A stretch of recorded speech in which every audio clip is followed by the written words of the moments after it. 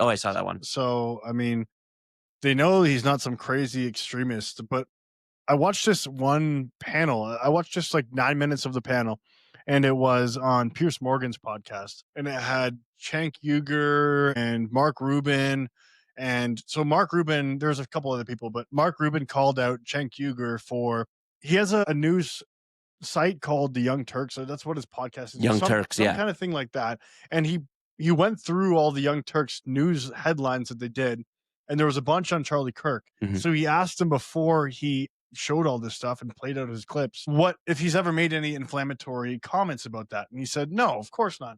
And then he played the videos of him speaking and saying that them going out, like the right wing people going out, like Charlie Kirk, going out to these college campuses and speaking to the left or whoever, they're welcoming martyrdom and all this other stuff. And they said that they love it.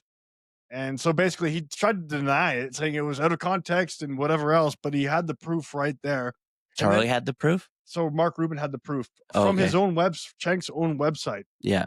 And then what he also did was he went through the headlines on the Young Turks about Trump and how he's like okaying with neo-Nazis and he's a sympathizer and he loves neo-Nazis and all this other stuff. So basically what he was saying was that the left-wing media side has always every day using like negative terms like Nazi and racist and all this other stuff Fascist. and fascist and tying them with right-wing political opposition. So then you're basically just demonizing these people all day, and it's not going to be long before some nut job goes and tries to shoot them, Which clearly which happened. has happened. Look at Butler, Pennsylvania, and then now this in Utah.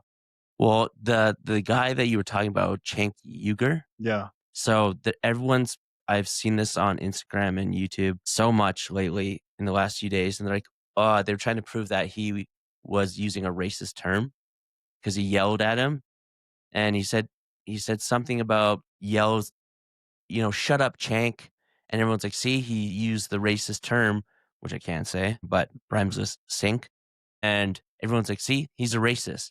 And I said, you don't even know what you're talking about. Someone in my family sent me that clip. And they're like, how can you support this when this guy's racist? I'm like, do you What know was that referring to? Cenk Uygur? So they were saying that you support him? No. They were saying like he's a racist. Like Charlie Kirk was a racist. And then they sent the clip of him yelling, shut up, Cenk. But I see. you get where Referring I'm to getting. Chinese people. Yeah. Okay. But what he said was his name. And then like they never play the full clip. They always do that stuff. They grab the one sound bite and then leave out all the other things. Or they take things out of context all the time. I'm for free speech, but I also think that there needs to be some kind of boundaries on demonizing people like that and weaponizing speech. Well, in Canada, we don't have free speech. No. Because we have something called hate speech here. And who defines that? That's the other thing is like define hate speech, because anything that you deem hateful, you could say is hate speech. But what I don't see is anyone else calling out the people on the left saying you're a fascist, you're a racist, you're a Nazi. That's hateful rhetoric right there. But they're not getting called out for it. Nope.